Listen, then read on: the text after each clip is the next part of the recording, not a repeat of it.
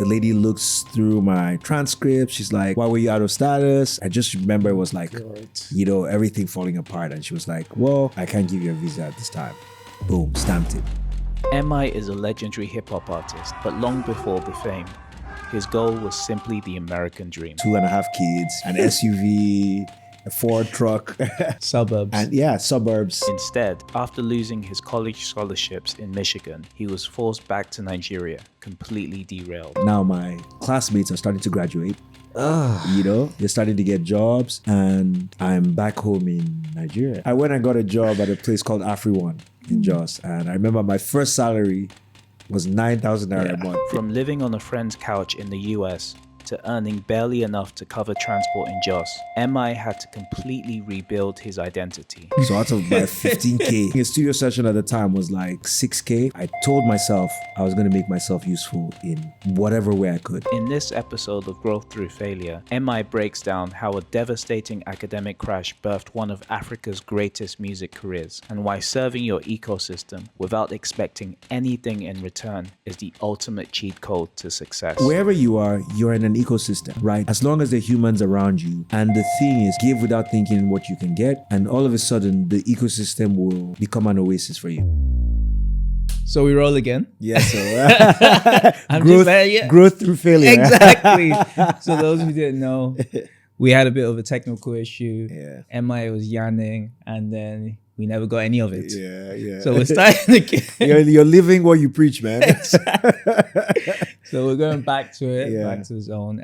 So what's the failure story you're going to share with us today? Yeah. Well, first of all, starting again. Thank you for having me on the pod. Thanks for coming. And I can be a little bit difficult to book for things. So thank you for your patience and setting it up, making it easy. I thank Eniola as well and MI's team for seeing this through. Yeah. My story is gonna come from when I was a younger man, and I was privileged to go to school in the US, Calvin College. Nice. And I'd always seen my life becoming like the American dream: 2.5 kids, an SUV, a Ford truck, and Suburbs. And suburbs. And then it just crashed as I was going to my senior year. There was a series of things that led into it, which I'll share. And then I ended up back in Nigeria, didn't have a degree yet, and basically having to figure out my life, which led to me becoming MI. Wow. It's a story, I've shared it a little bit in music, but I haven't really gone in depth into it. And I think that's what I would love to talk about today. No, thanks. Yeah. Thanks for opening up, and thanks for agreeing to do this. Yeah. So kick it off. Like, what actually happened? Yeah. So context set. I'll start from I'm a young man in secondary school, Baptist High School in Jos, approaching my graduation, and I was hell-bent. I wanted to go to the US to go study. I wrote all the exams. That's not easy as well. Yeah. Wrote all the exams, and I got into this school called Calvin College in Grand Rapids, Michigan, and got some good scholarships, got a good package. My mom had been fostered into a missionary family. And so that also gave me a little bit of an ecosystem because they were in Grand Rapids. So they helped me, with whatever else I needed. And everything just started working out. All of a sudden I'm getting, my visa appointment. I got my visa. And one day I'm on a bus. Me and my dad took a bus. We came down to Lagos, got ready. Like the next day, I was on a plane and went to the US, and very excited about it. But what were you going to study? I think when I left Nigeria, I was going to study, I think it was like computer science and engineering. Ooh. But so you could have been one of those tech bros. I would have. Oh man! I saw something on X yesterday. They were like, if you could wake up again, like 30 years ago, what would you do? I'm like, I would stay in that computer class. What happened was, this also changed through failure. It's like at the end of my first computer science 101. Yeah. They were like, okay, this is how it's like, come in, log on, do this assignment.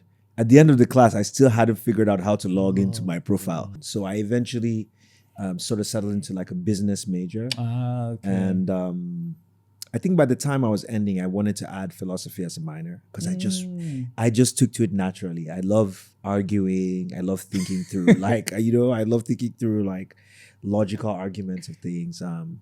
But so, I mean, it was a great experience. And I eventually spent a lot of my time there in my head creating music because the experience was so real. It's like culture shock.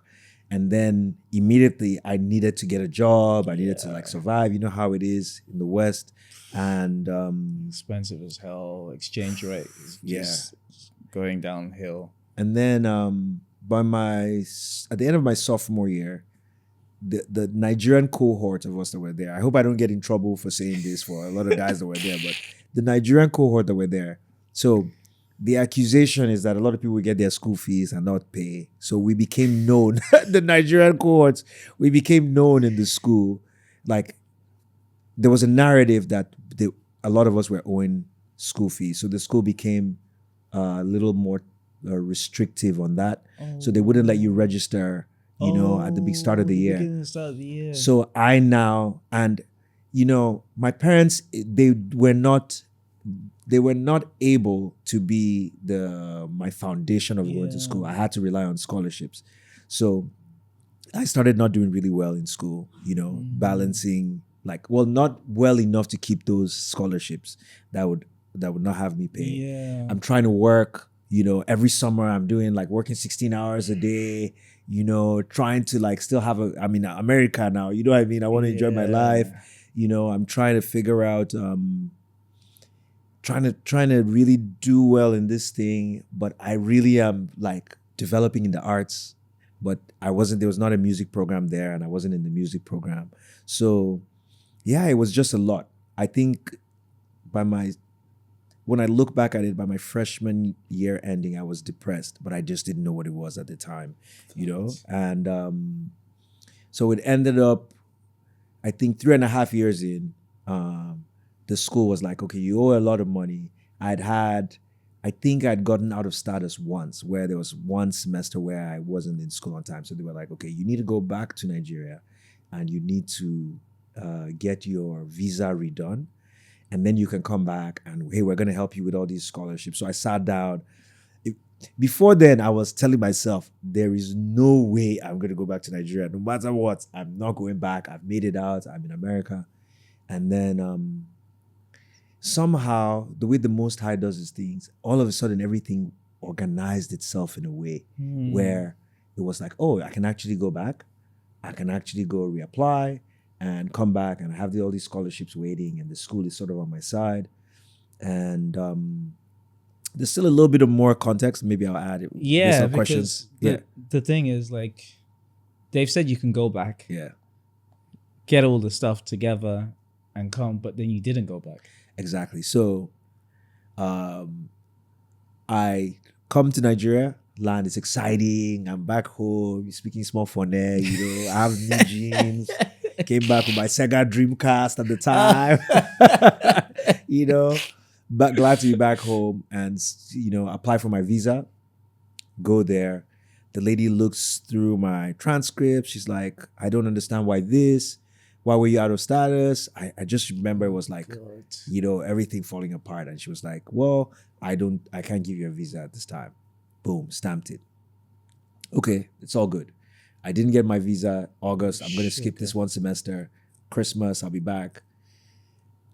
Scholarship don't pass. Oh, now you've not gotten this. You know what I mean? Okay, now I don't even have the financial package to get back. Go back. Or more. By February next year, I realized, man, I'm back home in Nigeria.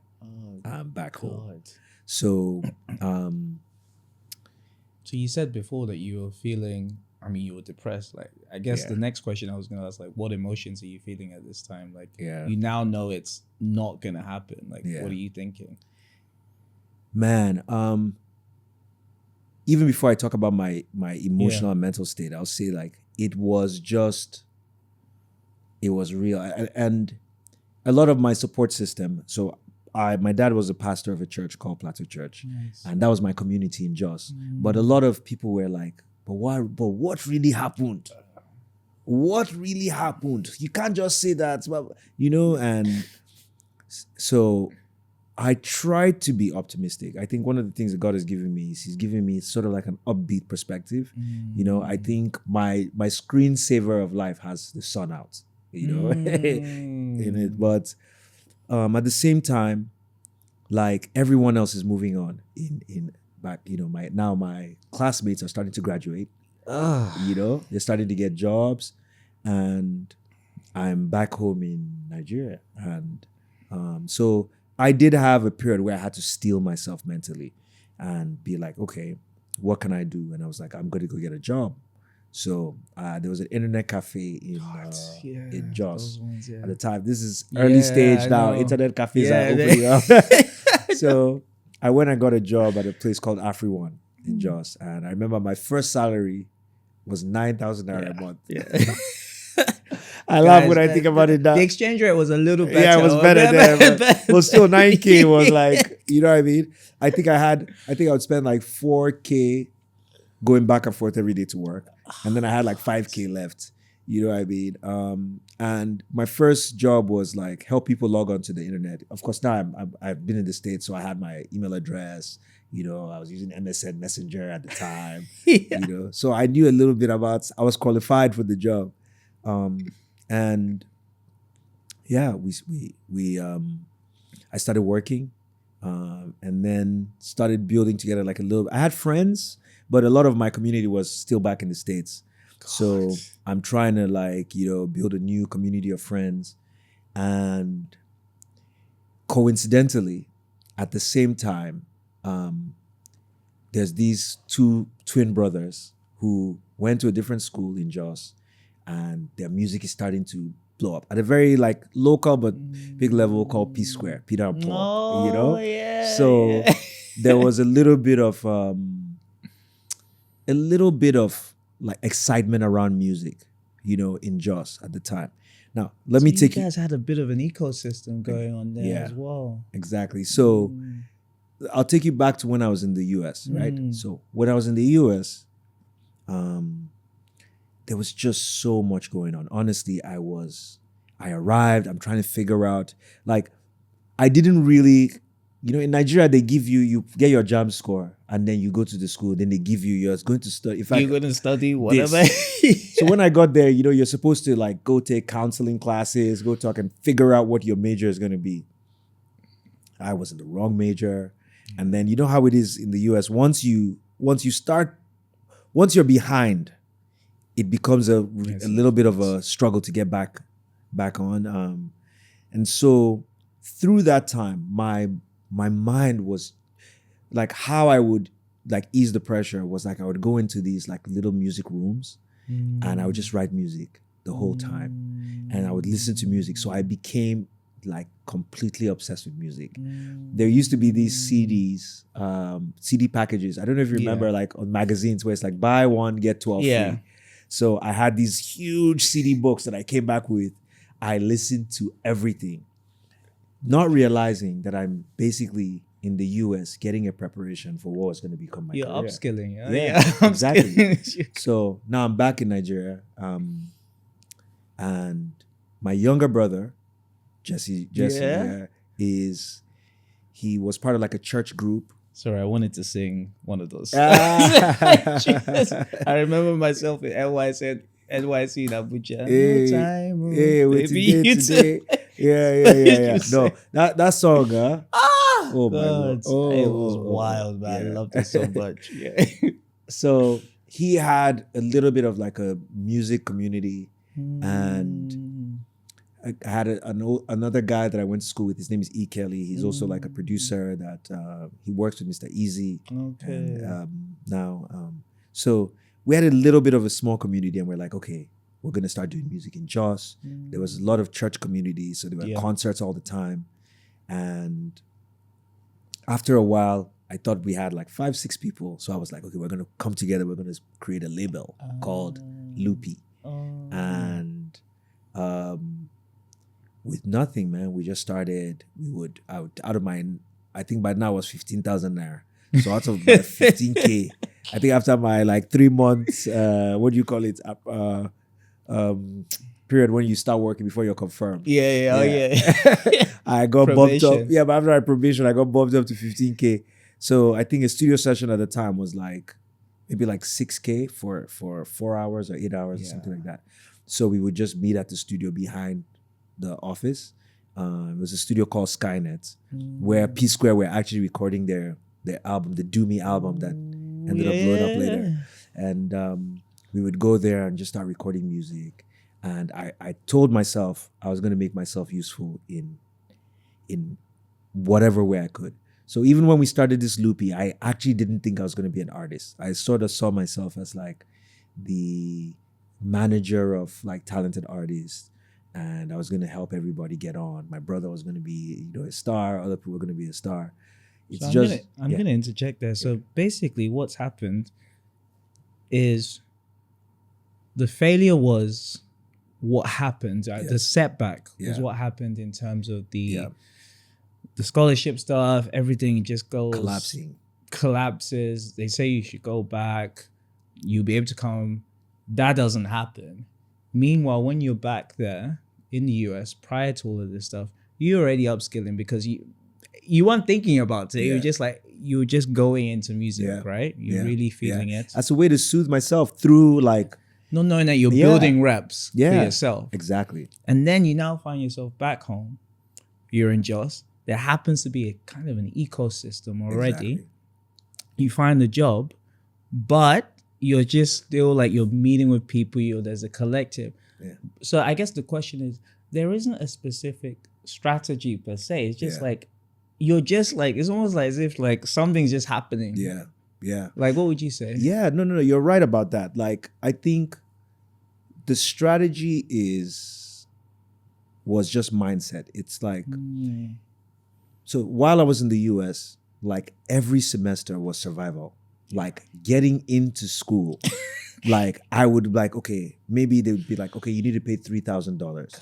So, okay, maybe I'll go meet a professor and be like, hey, can I borrow $500? Then I'll hit like some of my friends' parents, or I would be like, okay, I have saved up $1,600 from working all summer, bro. And how are you supposed to focus on studying when you're just constantly thinking about how you're gonna pay for just to get through one semester? Then I would like, in fact, there was a whole year where I lived on a couch. Like I had two friends, God bless them, Abimbola and Babajide Obishason. Like these guys, they're students too as well. You know what I mean? Trying to survive, and they have this 2-bed apartment. And here's this kid that's is their guy, but or more things are just difficult for him. So I move into basically their apartment. I'm living on the couch. I had like my small wardrobe. And when you live on someone's couch, you become the best, like you become an unofficial housekeeper. Yeah. You can't get on anybody's nerves. Your couch has to be clean 6 a.m. If they wake up 6:30 a.m. Because as kind as people are, nobody wants to wake up and so I don't know.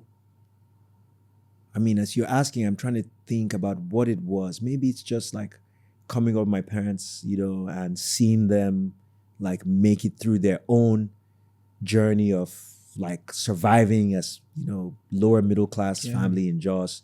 You just believe and you have faith and you keep moving. And we can't hide from the macro in Nigeria at that time. Bro. Like everything is just going downhill for everyone. Purchasing power is dropping. Yeah. And look, when I say this about my parents, let me add a little bit of context. My dad was a village kid. My mom was a village girl. So they are outperforming the standard for where they're from. You know what I mean? It's just that I'm not born into a village context. So I'm now born into a little bit of a city context. My dad is a pastor, lives in Jos, so he's living by faith, basically. The family's living by faith. And they did amazing. They did amazing. They educated us. They gave us the best opportunities. Like I got to go to the US, I'm the first person from my people, my dad's people, Perry, to get this opportunity. But you also see the tough the tough times. But I think that just gave me that sunny perspective. And I think what led us here is talking about the strategy. It's like while I was in the US, the strategy was like, hey, just get into the next semester, do what it takes, then get into the next semester, then get into the next semester, and get into the next semester. Just keep going, keep going, keep going. So now I'm back in Nigeria. The context is a little bit depressing because I should be in the US. You know, questions are starting to come up, like what's really going on. So these are emotions, you know, like the emotions. But I've also built this rep of like, hey man, you gotta survive. You gotta survive. You gotta like keep moving, keep moving. So yeah. You've just got to double down, man. Yeah. And like, who would you say supported you? Like, who were like you've mentioned the two people, you shouted them out. Yeah. When you're in the US, Yankee. But when you got back to Niger now, like who were, and you've also kind of touched on it a little. I always say touch on it. It annoys me in the thing. But who were like the principal people that kind of like looked out for you, like helped you in terms of turning into who you became essentially? Oh, I mean, this list, like, because the truth about it is that no matter what you go through, you know, there's always people that there. But let me mention two people. And first, let me say, from my parents to like the whole community, like I've always been surrounded by love. I've been surrounded by people that have cared for me, you know. But the family through which I got the opportunity to go to the US, which I said my mom was fostered into. Yeah. They had a son called Wiba Boer. Now, Wiba is a guy that has loved Africa, loved Nigeria since he was a young guy. He's a lot of his professional life, he's lived and worked in Nigeria as well. He basically, like, as CEO of one of it was a fund for renewable energy called All On. Oh, yeah. So he was CEO of it, and he basically built out the renewable energy sector. Oh, you know, wow. I would love to say. But at this time, he was also like a grad student, and you know, setting himself up as well. And he would just like, in fact, my last semester in the US while I was there, I think he put up some money for me to even go in the first place. He was a student at the time. I think he was in Harvard doing something. Put up some money for me to go help sponsor me. When I was almost like my last semester, he gave me like financial support again. When I came back here, I was trying to like go into studio. I would tell him like, look, I have this project I want to record. He would send me money. I would send him lyrics. He would read through them. He would like encourage me. And up until like when MI started taking off, I'd come to Lagos, like he was my big uncle, and I would love to give him his flowers. You know, he's just a great, great, great, great guy. I have so much love, so much respect for him. The second person as well, I want to double down again on my younger brother, Jesse. You know, so here I am, I come back and I'm trying to find my feet in what Jos. I've been away for 4 years, you know. I left when I was 17. Now I'm 20, young man, 22, 23. And Jesse had this like whole music community going. And he was already a little bit of a star, a local star at the time. But when I started saying, okay, maybe this music thing will work out. You know, one day I said to him, I was like, hey, Jesse, what if you and I partner up and we form like some sort of like production team? And, you know, and he was like, okay, let's do it. I know this may sound like crazy to people, but it was such a big deal to have, you know, like he didn't have to do it. Like we're brothers already, you know, but he was doing his thing. He had his friends and he was like, no, I'm going to go with you. And that allowed me, I couldn't produce yet at the time. So now it's like we're a team. And then he just supported everything I would do, as like all my ideas about like setting up our studio, setting up our young label at the time.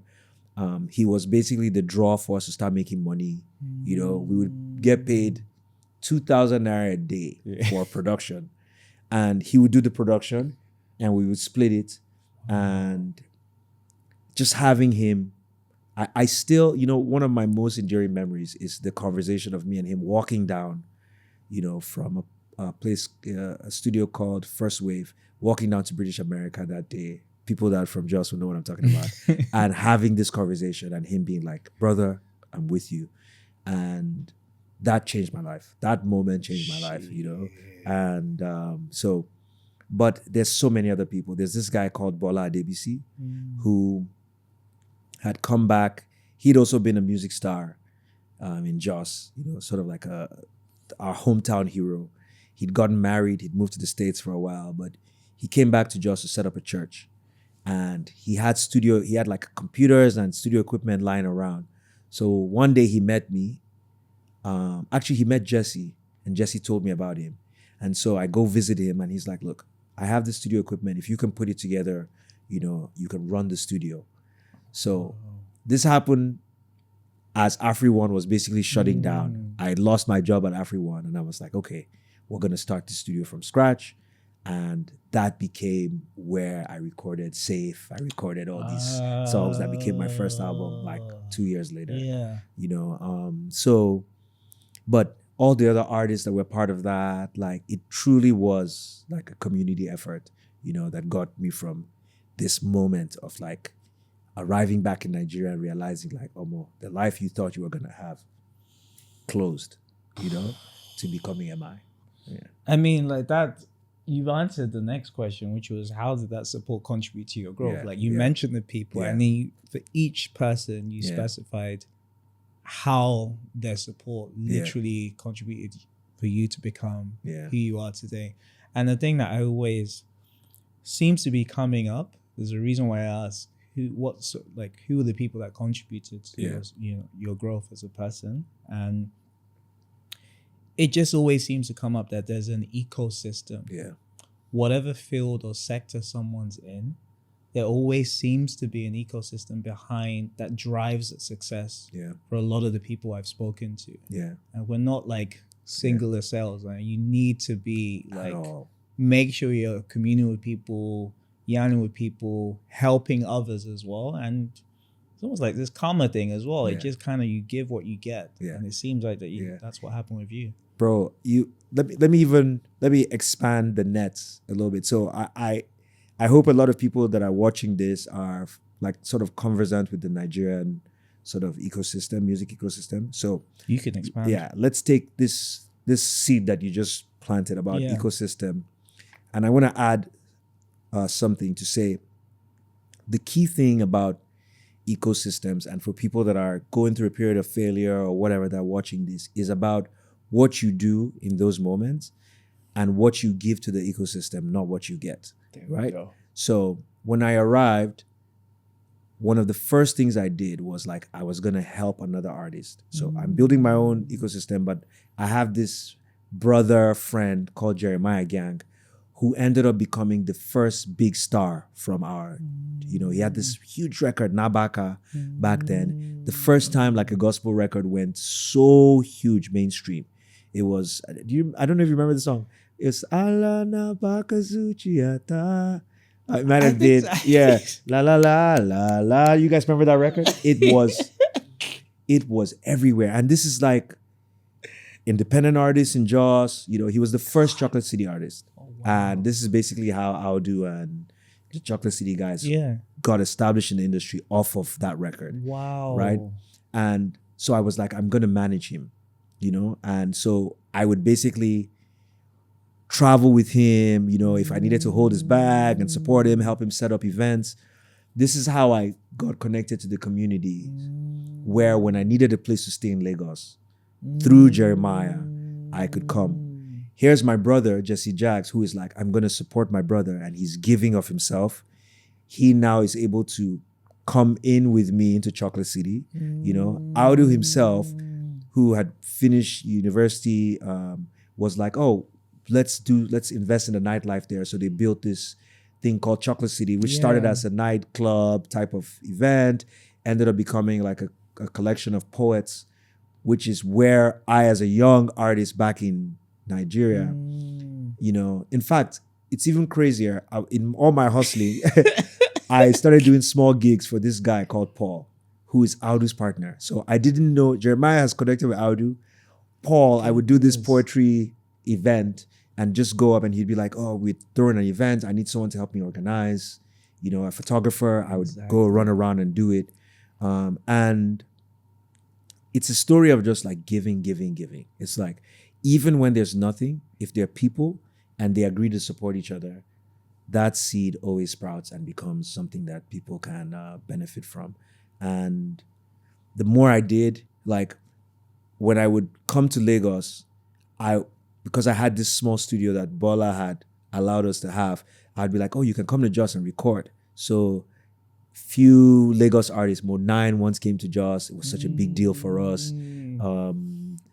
I remember also the other Lagos artist that came was Genie as well. This artist called Genie had this song, Ewo, if you help me see Ego. You guys remember that? Okay. And I ended up living with Genie for a long time. But while I was living with him, again, I had the experience of being in the US, like, you know what I mean? Make sure you're useful in the house, you know what I mean? Don't offend. And Genie was so gracious, but, you know, so to me, the thing is like, you're wherever you are, you're in an ecosystem. Yeah, man. Right? As long as there are humans around you. And the thing is, be useful to them. Absolutely. Give as much as you can. Give without thinking what you can get. And all of a sudden, the ecosystem will become an oasis for you. From being a desert, it'll become an oasis. Absolutely. Absolutely, man. Yeah. No, thank you, man. Yeah. And it just, final part in terms of the failure axis. Yeah. I'm not going to say touch on it, but I just did. But what are the 3 key takeaways you would give to our audience in terms of your specific failure story? Yeah, actually, let me talk a little bit about it. I've been speaking optimistically about the story, but let me actually lock in on. So you said 3 things, right? Yeah. So let me structure it. I want to talk about things I did that led to the failure, that led to the moment. Okay, let me deal with that first. So,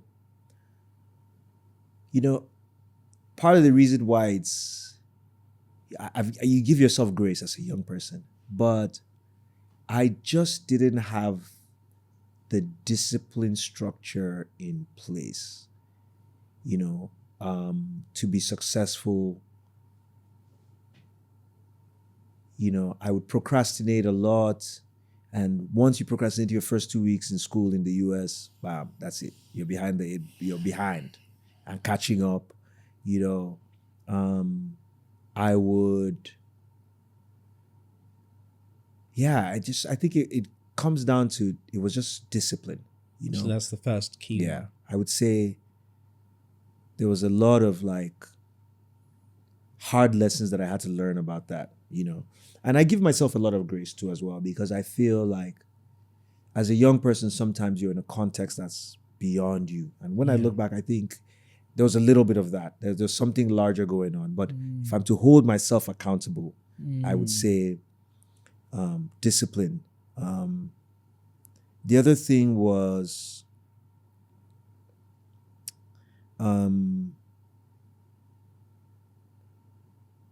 I think as the world gets more difficult, which I believe it is, it becomes more complex. Yes. You know, that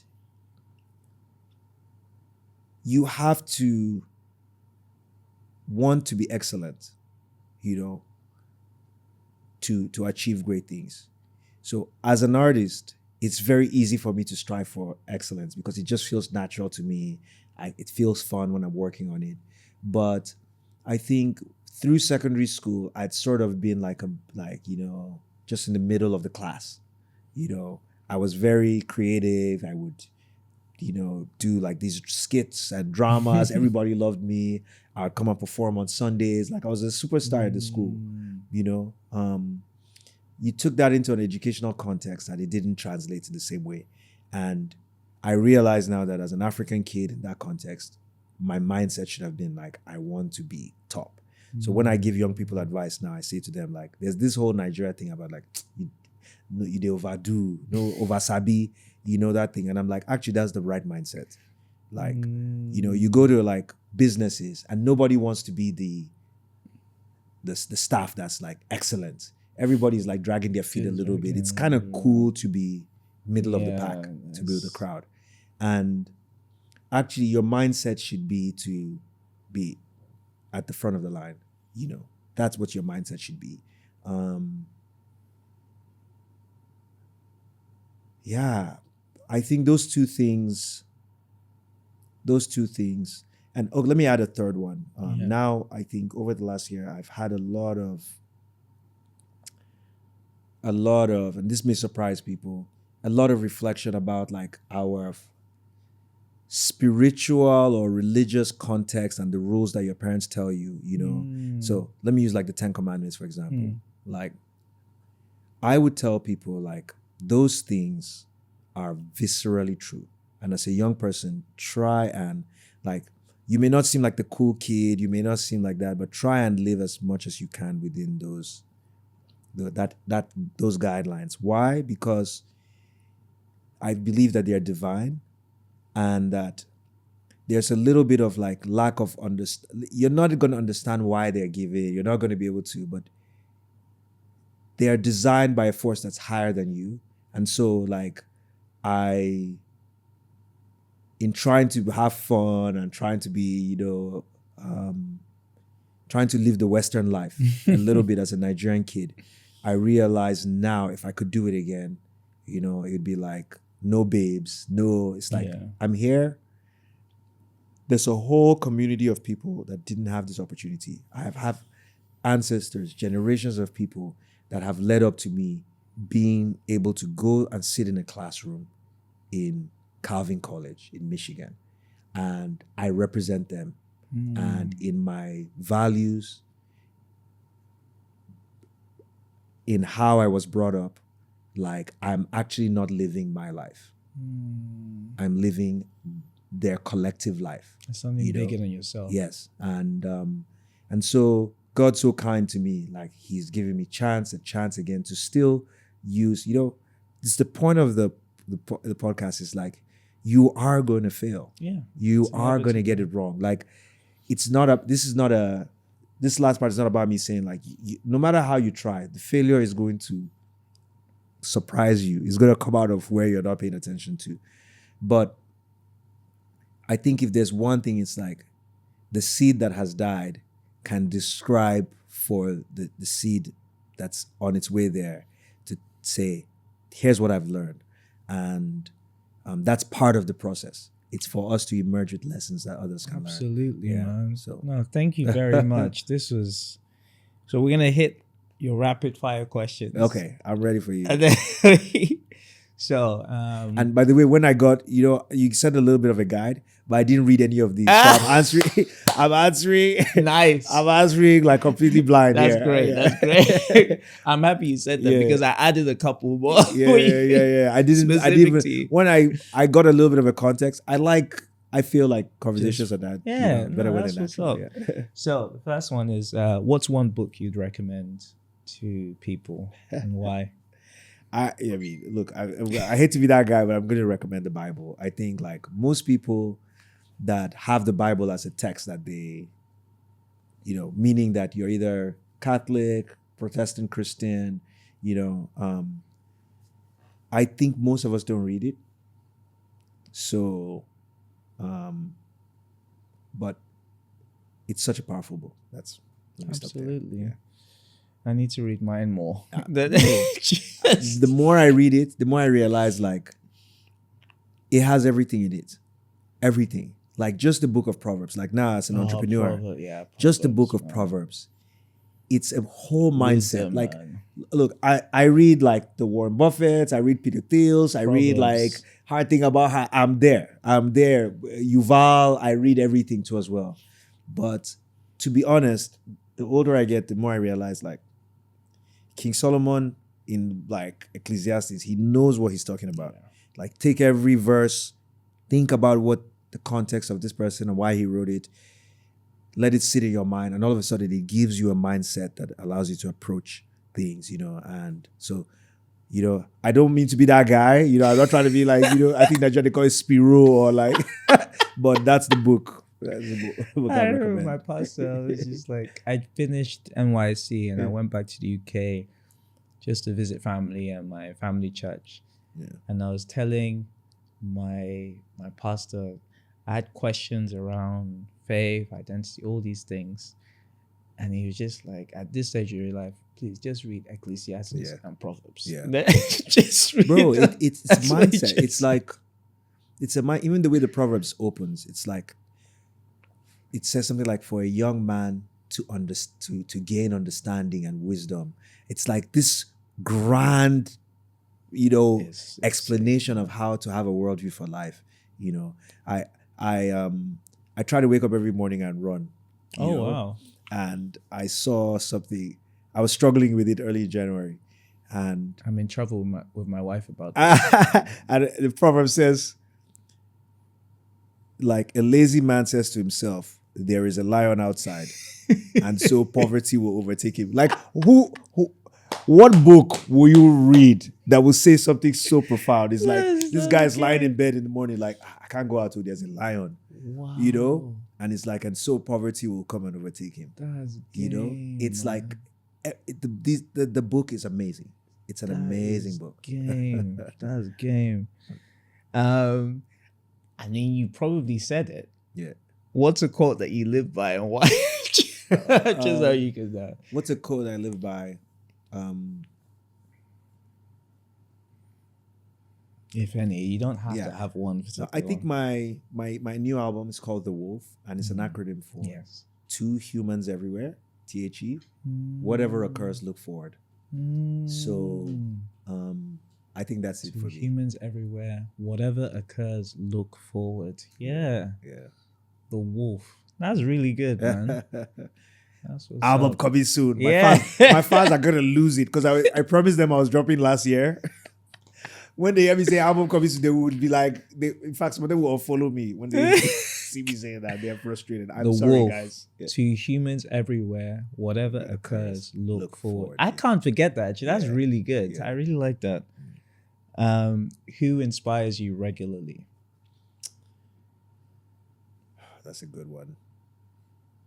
Because Arsenal is going to win the league this year, I'm going to say Arsene Wenger, right? So here's a guy who, most brilliant coach, and 20 years ago... Unfortunately, you guys didn't win that Champions League, man. Yeah. 20 years ago, 30 years ago, he has this opportunity to either stay with the club and help lay the foundation for its future success, or win all these trophies, like go to Real Madrid, PSG, all these clubs. And he knows it. He knows this is going to affect his career. He knows he's not going to be able to buy players for 10 years. And the stadium post, the stadium stuff. So he's stuck with the club, got us through the hard times, and eventually fell on his sword because of it.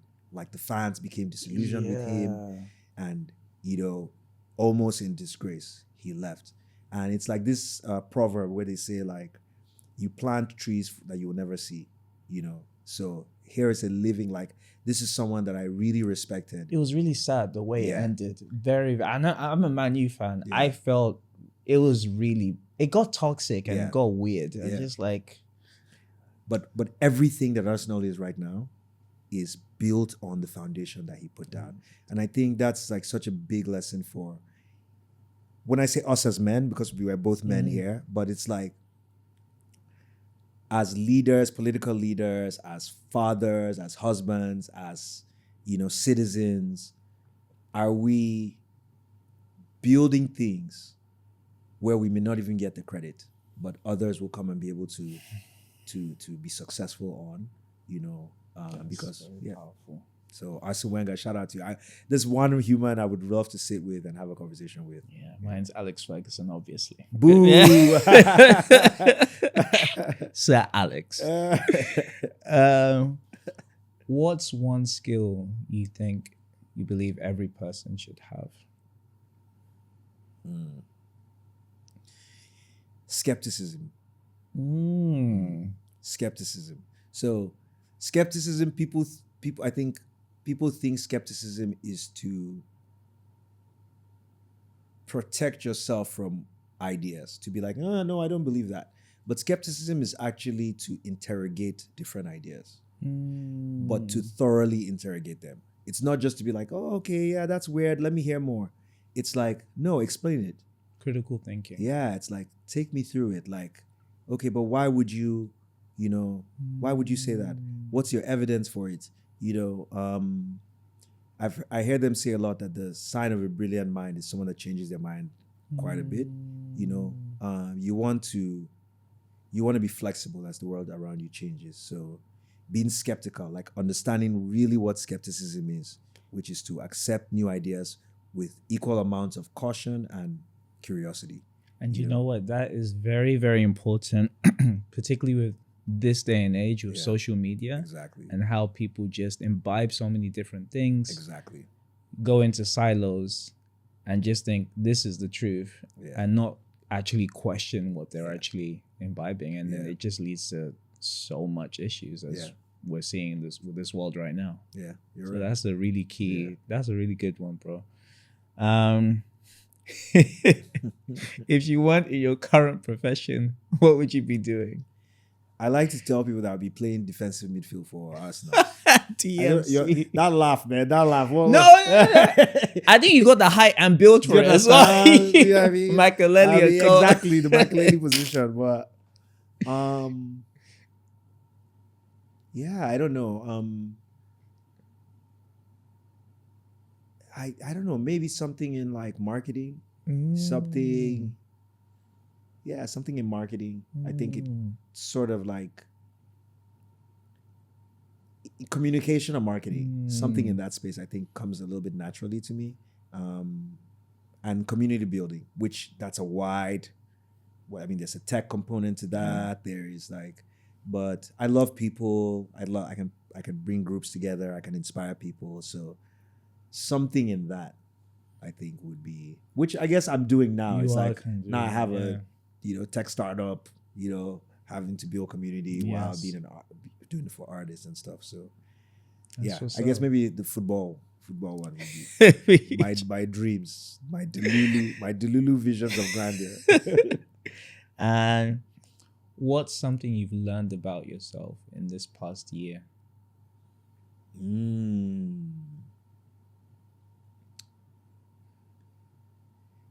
Oh yeah, okay. Actually, last November, I learned that I was burnt out. So, I'm learning what delegation really means. That thing is hard to do, bro. Man. It's so hard. Yeah, because I think I thought delegation was still like me. Like, okay, we have 100%. We have 100 things to do. I'm gonna do 20. I have 5 other people. They're each gonna do 15, or I don't know what the math is on that, but 16. But I'm learning that the division of the labor is the task. It's like dividing up the 100 for other people, and that took me to getting burnt out, to realize, that, I'm actually still, I have a team, but I'm actually still seeing myself as a player. You know what I mean? I'm trying to play coach, rather than like, I need to be on the sidelines and I need to select a team and then trust the team, give them the game plan. You should be manager. Execute. Exactly. So, and it's, like in the startup world is very difficult. There's so many things are breaking all the time. Anything you're starting a podcast. Sometimes you have to go and look at the edit yourself. You have to learn how to like, it's like, but I think learning that is over the last year, I've learned it in a visceral way where I just got tired. I didn't understand myself anymore. And I was like, I'm burnt out. Sorry, man. Yeah. But you're working. No, I'm back. Okay. What's one habit you're trying to build and another you're trying to break? So my habit I'm trying to build this year is I'm trying to be more consistent with. So I run, but like building muscle. I'm not going to say how old I am, but some numbers that are scary are in the horizon in terms of my age. You actually have to. Yeah. I learned this recently. Yeah. I did a full medical checkup in the UAE. Yeah. And they were like, the feedback I got was, you look healthy or whatever it is, but you need to build more muscle because of the age you're in. Yeah. Like, that's key. Yeah. So that's the one that I'm like, man, I need to like doing press-ups and stuff like that. Like how, like my whole life, I've always avoided it. I love playing football and like things that are like cardio heavy. But so that's the one I'm trying to build. And then the thing I'm trying to break is like, man, there's always one social media that will take like at least an hour and a half from me every day. You know, like now, for instance, with all that's going on in the world, once I open X, before I don't even know the way. It's like a time warp. I read 3 tweets, I look back, 30 minutes have gone. I'm like, what's going on? You know what I mean? So that's very difficult for me, and I'm trying to, you know, back to what I was saying earlier about discipline. Trying to be like, actually, when I set up a structure for something, it supersedes everything. There's something I read that Kobe said, or I heard Kobe say. He said, he was talking about working out, and he was like, he wakes up every morning and he still has, his brain tries to negotiate with him. And he's like, he tells himself, I already finished the negotiation. I've signed the agreement. No negotiation anymore, you know? So you just go do the thing. So like with like social media, I want to be able to say, I have a contract with myself where I don't do this no matter what.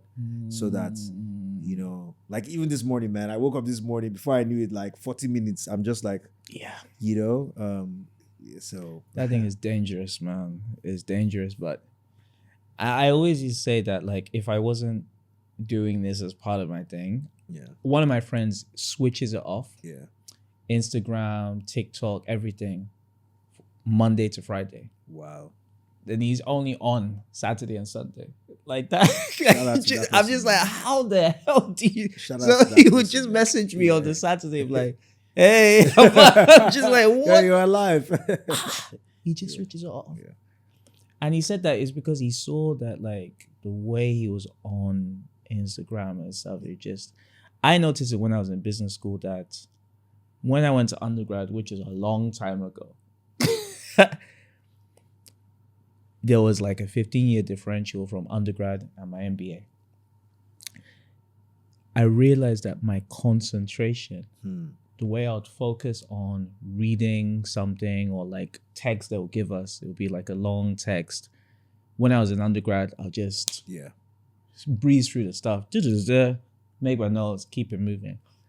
But when I was doing my MBA, this phone, tablet, notification, I was just like, what the hell? It would take me something that would normally, back in the day, it would take me 15, 20 minutes. Could take me 2 hours. That's crazy. That's when you realize that this stuff is... It's, man, like, I realize like now, even when I like open my phone, when there's a red notification on my WhatsApp, you get that little bit, somebody messaged me. Because it taps into your... like, you get the word for it. The dopamine for social connection with people. So you really have to build guardrails around. You do. You know, I just switch off the notifications now for my LinkedIn. It's LinkedIn I use a lot. I'm sure LinkedIn, I've not really got into LinkedIn, but I'm sure that one would be, because every connection there's so high value. Yeah, it links to your like, literal business. So, so that one is just really hitting my... Instagram, I switched off the notifications ages ago. But my LinkedIn, I switched it off yesterday.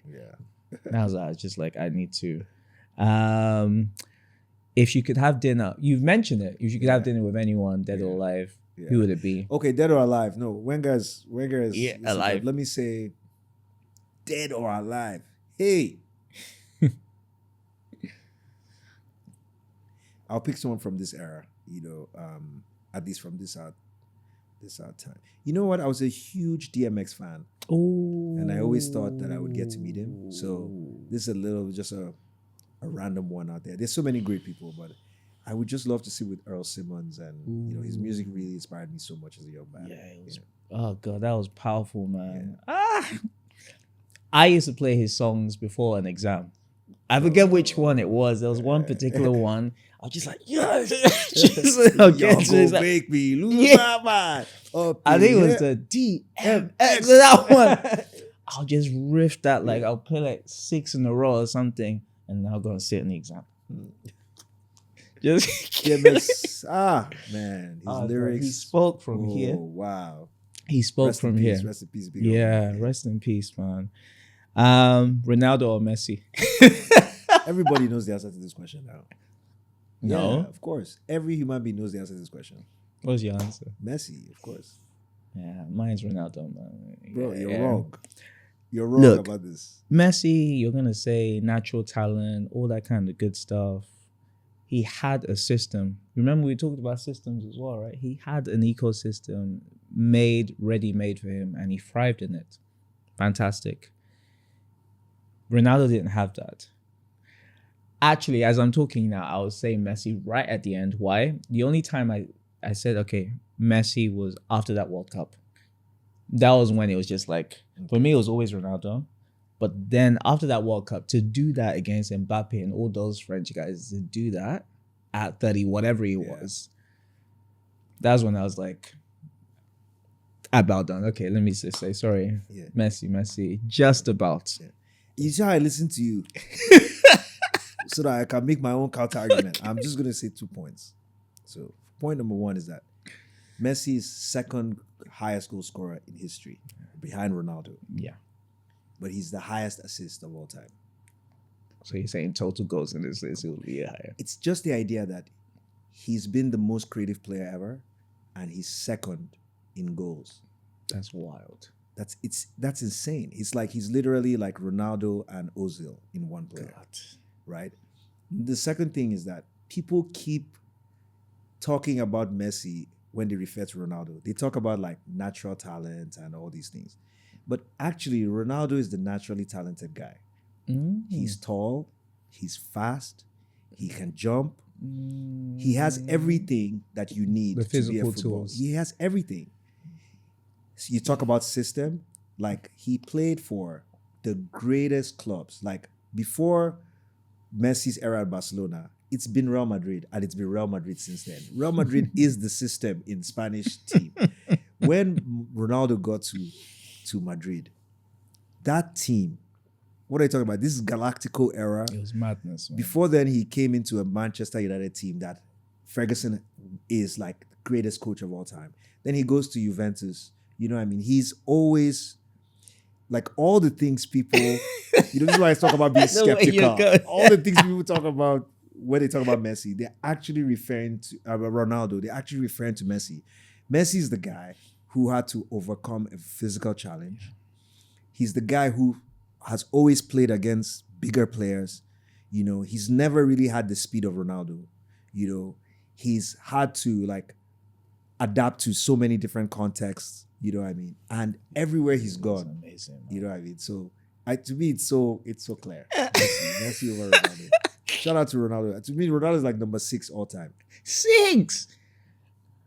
It's a Man U guy now. I'm an Arsenal fan. What do you want me to do? Okay, so you're not being objective. Yeah, I'm not. Okay, you're definitely not being objective there. No, that doesn't make any sense. Sorry.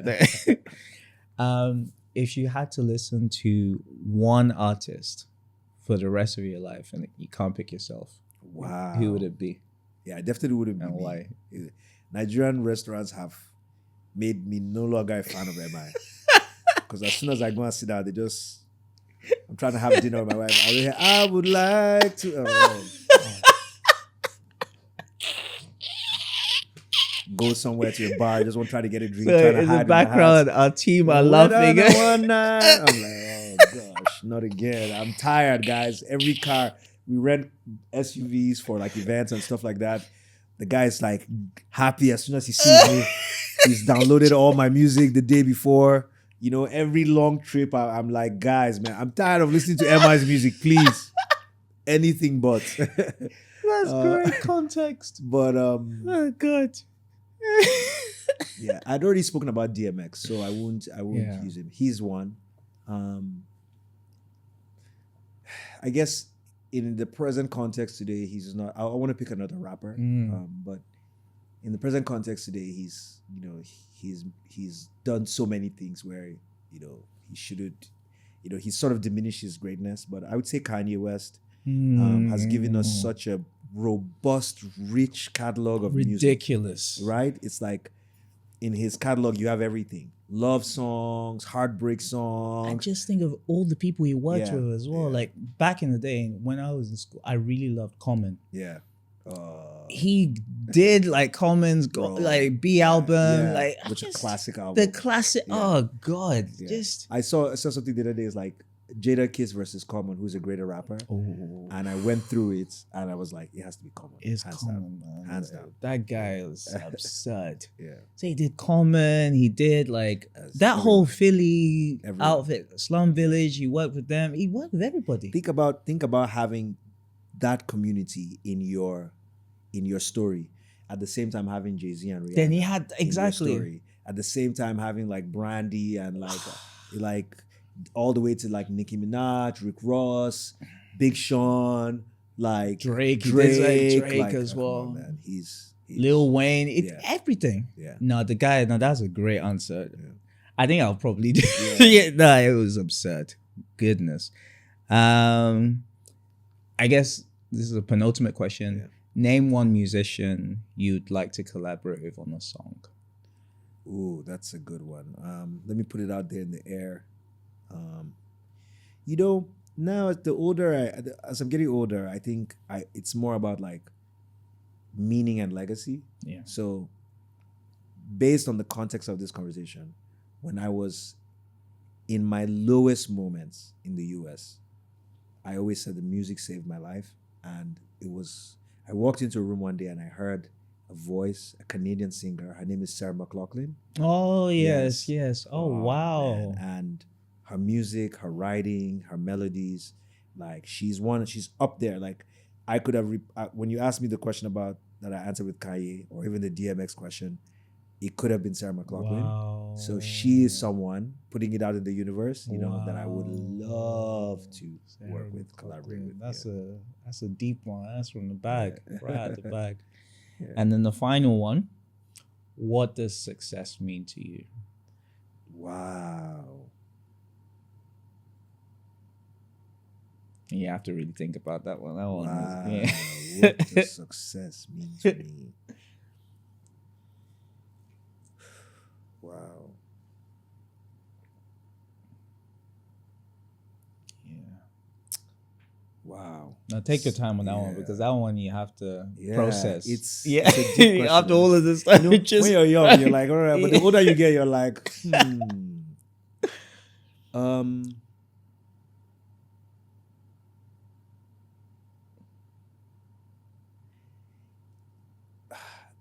I feel like when I answer, I hope maybe one or two people will understand what I mean. But like success to me is peace. And the reason why I say that is that the older you get as a man, and I say as a man because I'm a man, I'm not trying to say this is only from context only for men, but as a man, the things that take your peace, like to be in a place where you're not anxious, you're not worried. Yeah. So if I can get to that space where I'm at peace consistently, I think I'm successful. That's a great answer. Yeah.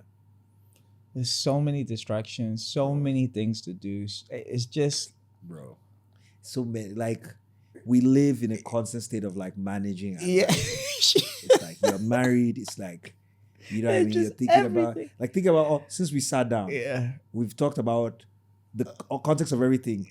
Work, war, is like marriage stuff, like plans, family, plans, everything. Like, but imagine like being able to just be at peace for everything. You're like, that's sorted. Yeah, I'm not even worried about that. Like, I think when you're there, you're successful, regardless of what that means. I don't think it's a number in your account. I don't think it's just being like, do you know why this even resonates more with me is, I remember I was my wife's, my nephew-in-law, a really cute guy, Daramola.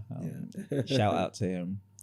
And he's just no care in the world, just like nice, innocent, hugs you, how's it going? And I was just like, man, imagine being him. He's no worries about it, no stress, nothing, just no responsibilities. He's just there. We used to be that one time. And our parents would look at us, that's how they tell us, you don't know what you have. And man. And you graduate, right? You go, oh God. They were right. It's something, man. I always say that one of the biggest scams in life for me was like when I was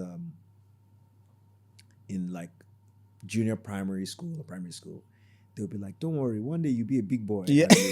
Go to secondary school. You're waking up at 7 a.m. You're angry. I've got to wake up. They're like, don't worry, you'll soon be in secondary school. Go to secondary school. I'm waking up like 5 a.m. They're like, don't worry, you'll soon graduate. You'll be in you graduate, you go to university. Now you gotta sleep late, wake up early. They're like, don't worry, one day you soon. It never. Now ends. I'm no longer in school. I'm waking up 5 a.m. going to bed. My brain is still. It's like, man, it's a scam. That's why last thing I'll say is like, right now for my stuff, I'm speaking to a friend of mine from my wife's business school who set up a business. So she's a consultant for McKinsey, and her business partner is a software engineer for Google that just left, AI expert. And what they're doing is they're helping small businesses to make their workflow more efficient. Wow. So looking at where in the workflow, in the value chain, in that workflow, where there are inefficiencies to just take back your time. Wow. Right? And they're doing it for me for free, which is I'm so happy about. So I've given them my entire workflow, right? Everything. I had to like write everything down, what I have to do. It's just so long. And they're just working on it. And me, I need to reclaim my time, right? That's the thing. I'm telling you. Time, the older we get, that time thing, man. So thank you, man. This was appreciate. Way more fun than I ever thought, man. This is cool. Thank you. Look, he suffered though. He mailed, he sent emails and everything. So enjoy this episode. Watch it again and again. You know what I mean? Thank you for listening to Growth Through Failure, where we overcome failure one story at a time. Enjoy the episode, then like, subscribe, and share with your circle. Remember, failure is a stepping stone to success. So stay resilient, stay curious, and embrace the power of failure.